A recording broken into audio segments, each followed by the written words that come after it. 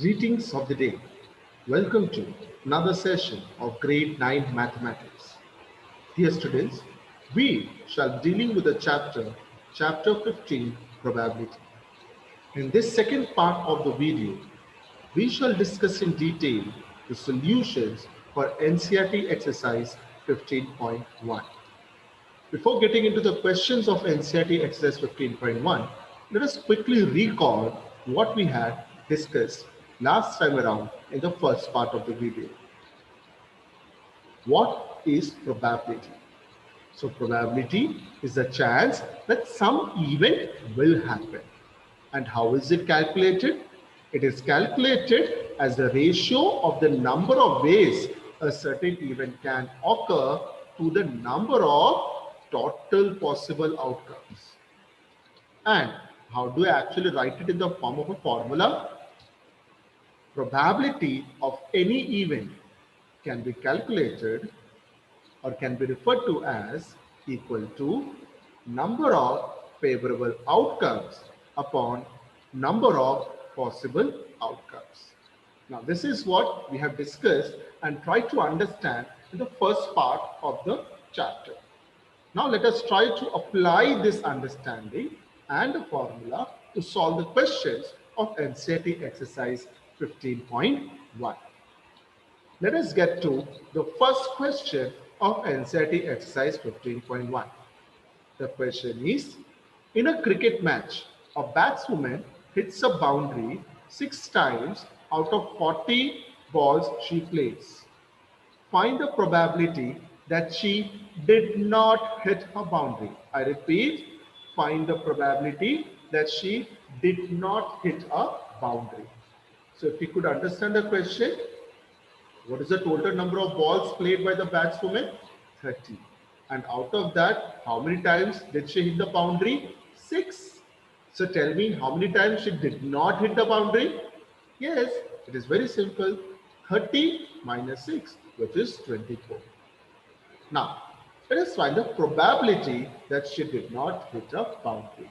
So probability she did not hit a boundary is equal to number of balls in which she did not hit any boundary upon the total number of balls she played. So what is the number of balls she did not hit a boundary? 24. So 24 upon, what is the total number of balls she played? 30. So 24 upon 30 is the probability for this given question. Now this can be further simplified as 6 fours are and 6 fives are. That is, the simplified version of 24 upon 30 can be written as 4 upon 5. I hope you have understood this particular question. Yes. Let us get to the next question. The second question of the exercise says 1,500 families with 2 children were selected randomly and the following data were recorded. So if you could go through the table that is given, number of girls in a family, 2 girls. How many families are there? 475. Number of girls in a family, 1 girl. How many families are there? 840. So out of the 2 children, if one is a girl, what would the other? Boy. Yes, let us get to the last data that is given. Number of girls in a family, 0. 0 girls in a family. How many families are there? 211. That means, in this case, both the children are boys. Now let us get to the question. Compute the probability of a family chosen at random having, the first part is 2 girls, and then the second part is 1 girl, and the last part that you have to find is the probability of a family having no girl. Now, as you can easily get it from the data, let's quickly solve and find the probability. So, probability of family having 2 girls is equal to number of families having 2 girls upon total number of families. So if you can see in the table, how many families have 2 girls? 475 out of the total 1500 families.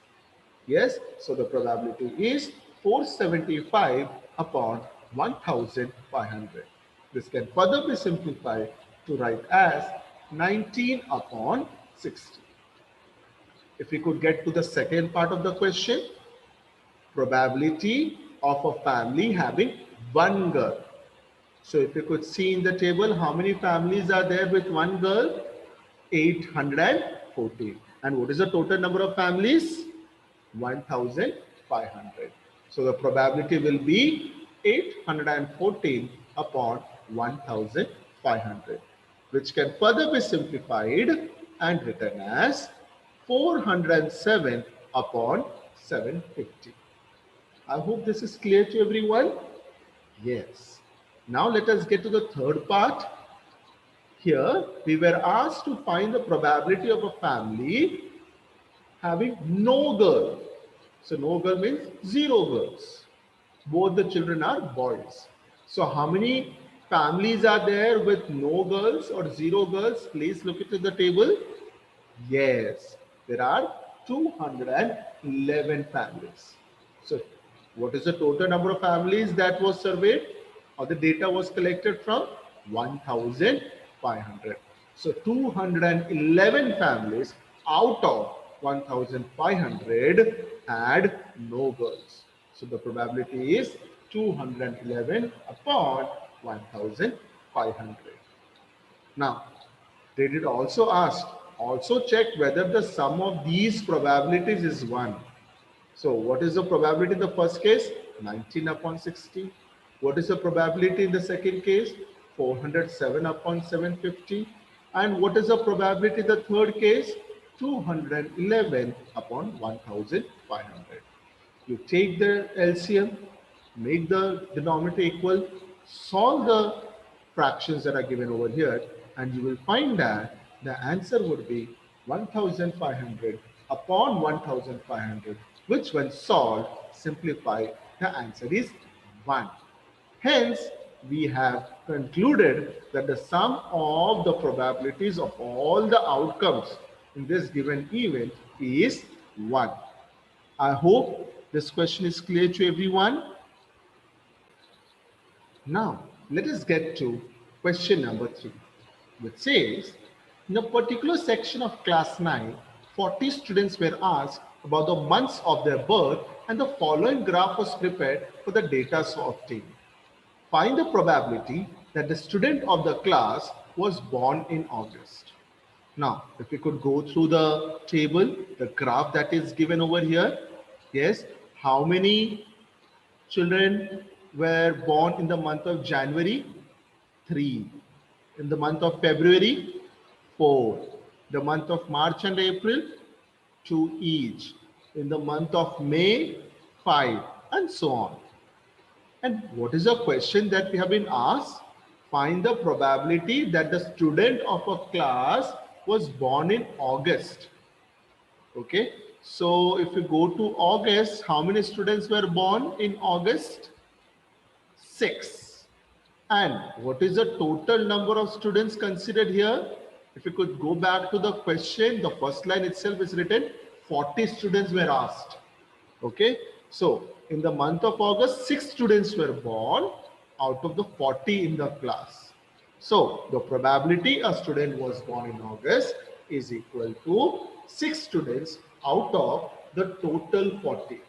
Now 6 upon 40 can further be simplified to write as 3 upon 20, which is the probability of the given question. Let us get to the next question.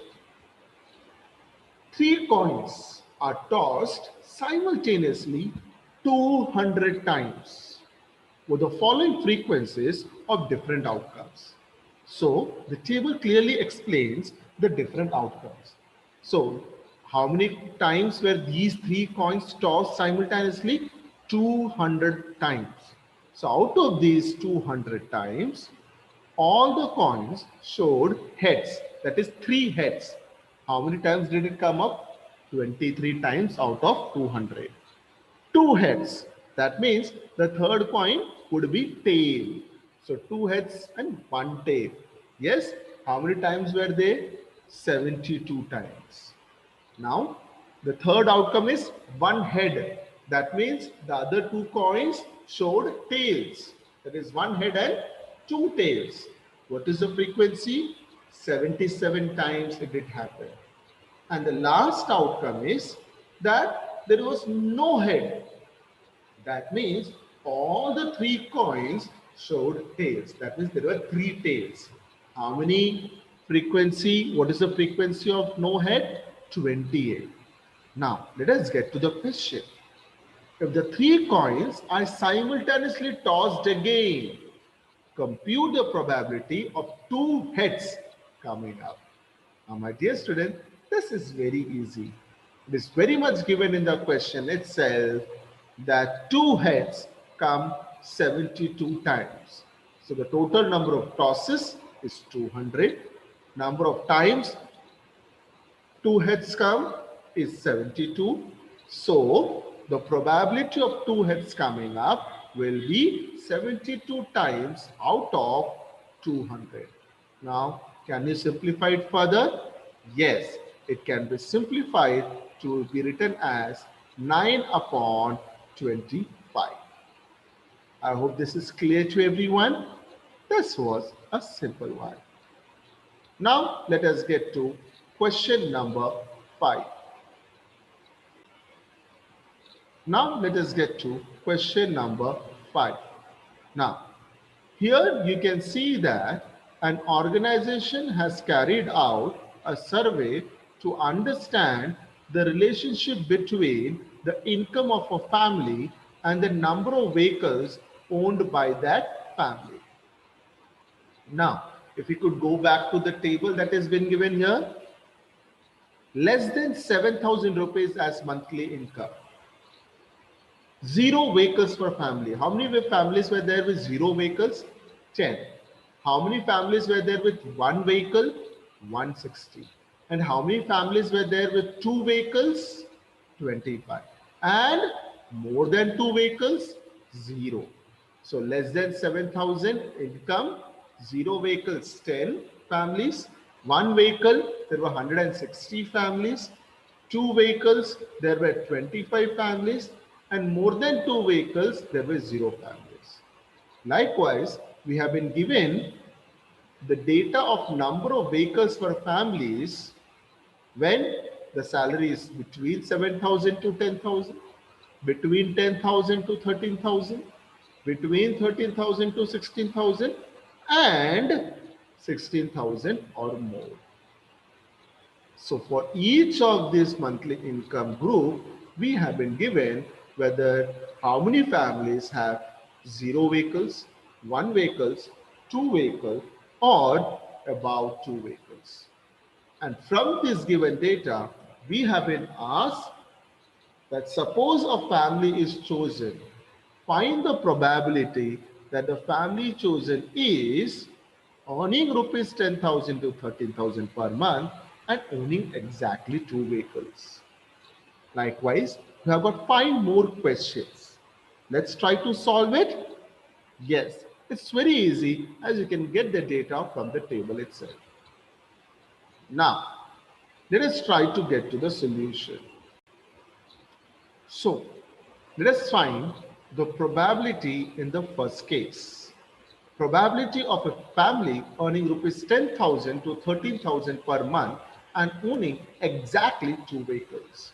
So if we get back to the table, it's very clearly mentioned that for a monthly income of rupees 10,000 to 13,000 and having 2 vehicles, how many families are there?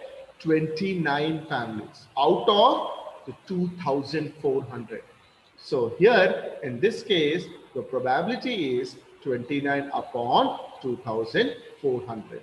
Likewise, if we can go to the next question, probability of a family earning rupees 6,000 or more per month and owning exactly 1 vehicle. Now, if we could go back to the table, again it has been mentioned that how many families are there with 16,000 and more and having 1 vehicle? 579 out of the 2400, which can further be simplified to be written as 193 upon 800. Now, in the third question, it's been asked to find the probability of a family earning less than 7,000 per month and does not own any vehicle. So how many families are there? If you could go to the table, see less than 7,000 and does not have any vehicle. There are 10 families out of 2,400.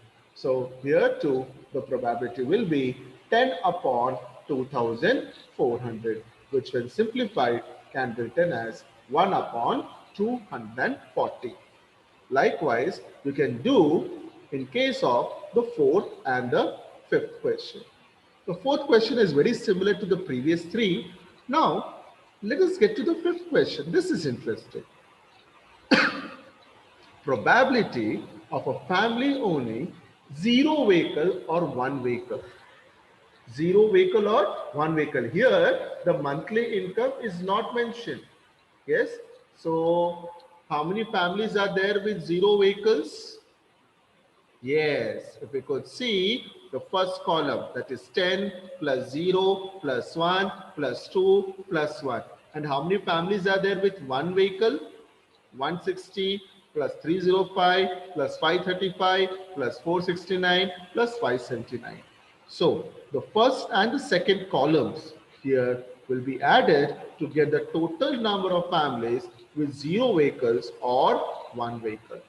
And all this when added up, as you can see on the screen, the total is 2062 families out of the 2400, which can further be simplified to be written as 1031 upon 1200. I hope you all have understood the solution to the 5 sub-questions of this particular question. Then let's get to the next question. Question number 6. Here, as you could see, there is a table which shows the performance of students in mathematics test out of the 100 marks. So, as the table shows, how many students are there who scored between 0 to 20? 7 students. From 20 to 30, 10 students. From 30 to 40, 10 students. From 40 to 50, 20. From 50 to 60 marks, how many students are there? 20 students. From 60 to 70 marks, how many students are there? 50. And how many students have scored more than 70? That is 70 and above? 8 students. So in total, how many students are there? 90 students are there. Okay, let us get to the question. The question says, find the probability that a student obtained less than 20% in the mathematics test. Less than 20. How many students are there? Yes, 7 students out of the total 90. So what would the probability? As you can see the solution, yes, it will be 7 students out of 90 students. So the probability will be 7 upon 9090. What is the second question? Find the probability that the student obtained 60 marks or above. So more than 60. So which one would you consider? Yes, 60 to 70, that is 15.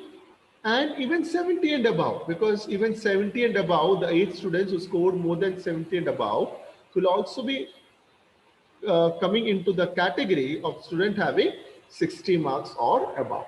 So, what are the total number of students scoring 60 marks or above? 15 plus 8, which is 23. So, 23 students out of the 90 have actually scored more than 60 or more than 60. So, what is the probability? 23 upon 90. Let us get to the next question. Question number 7. So here, a survey was done for 200 students to know the opinion of the students about the subject statistics, and the opinions were recorded. Now, if you could see how many people liked statistics, 135. And how many people dislike the statistics? 65. It's very easy. The question is, find the probability that a student chosen at random likes statistics. Tell me how many people like statistics over here in this table? 135. So 135 out of the total 200 is the probability. So 135 upon 200, which can further be simplified as 27 upon 40, is the probability of a student liking statistics. Now, what is the probability that a student does not like statistics? Goes back to the table. How many students are there disliking statistics? 65. Out of the total, what is the total? 200.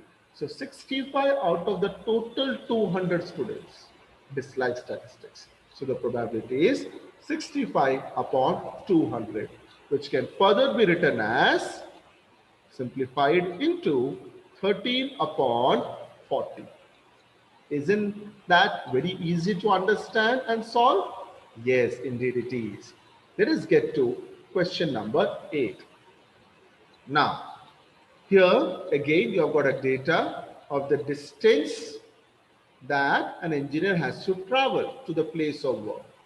Yes, you have been asked, see, the data given is 5, 3, 10, 2, 25, 11, 13, 7, 12, 31, 19, 10, and so on. Isn't it? Of 40 engineers.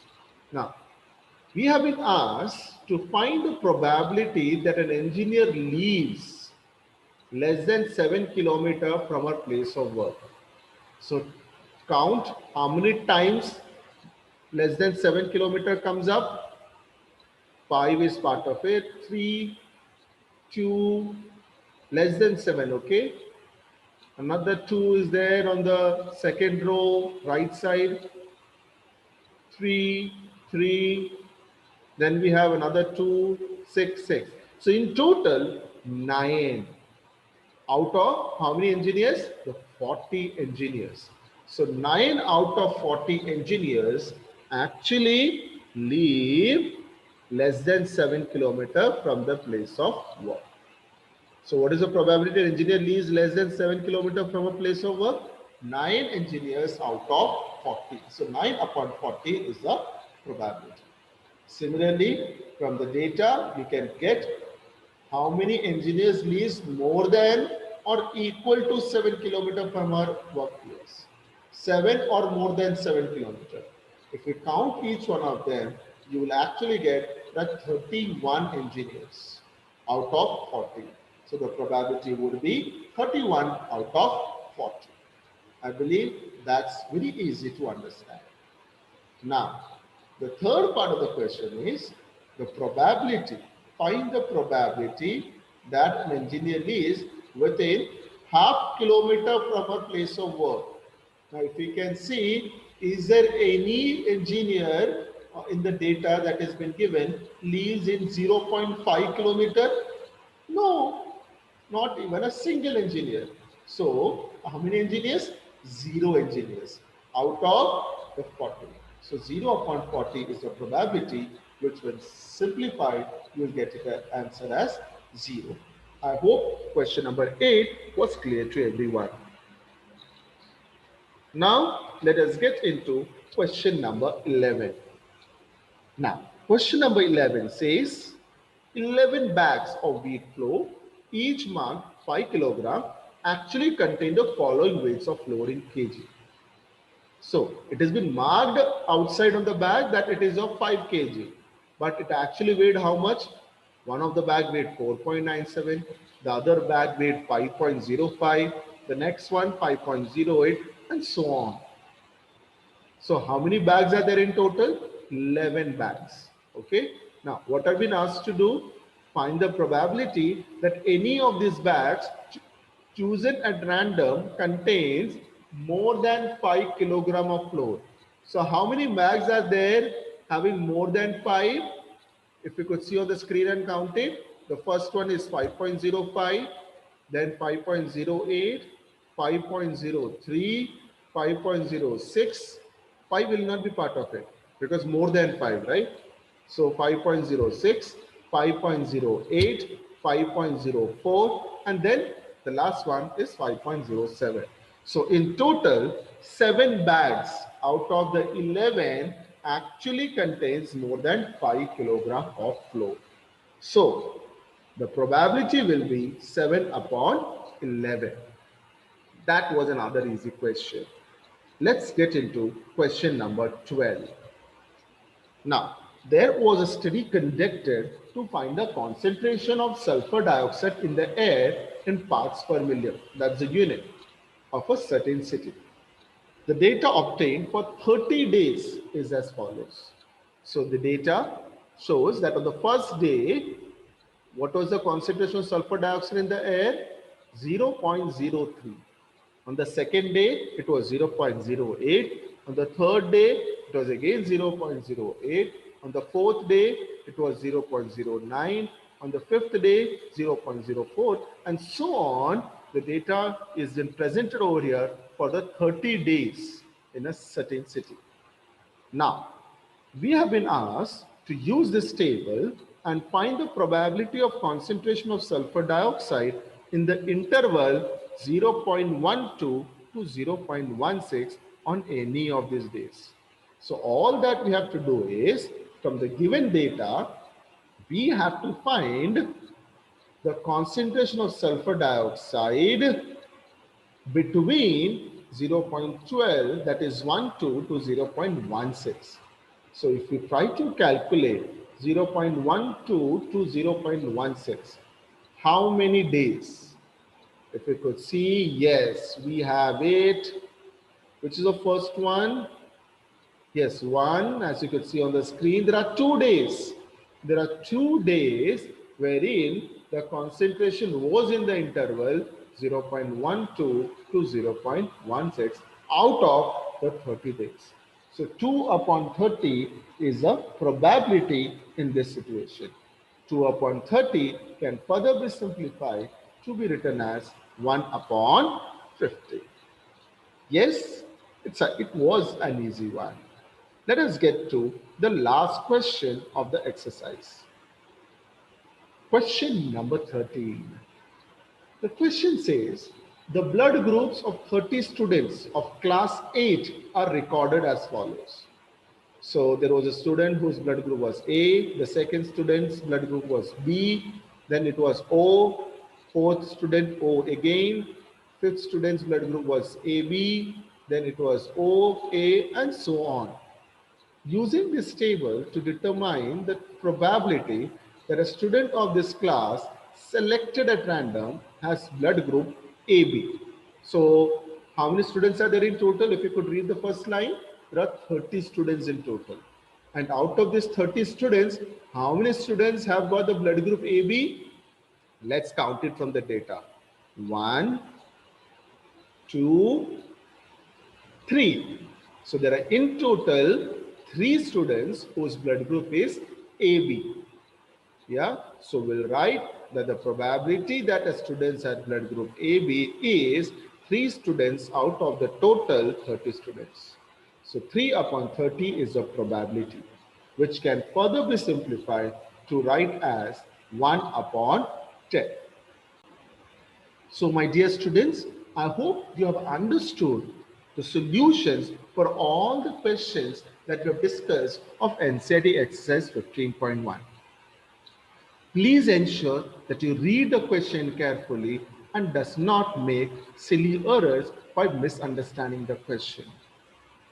That's all for this session. I hope you have all understood the solutions to the exercise. Take care of yourself until we meet next time with another session. Thank you.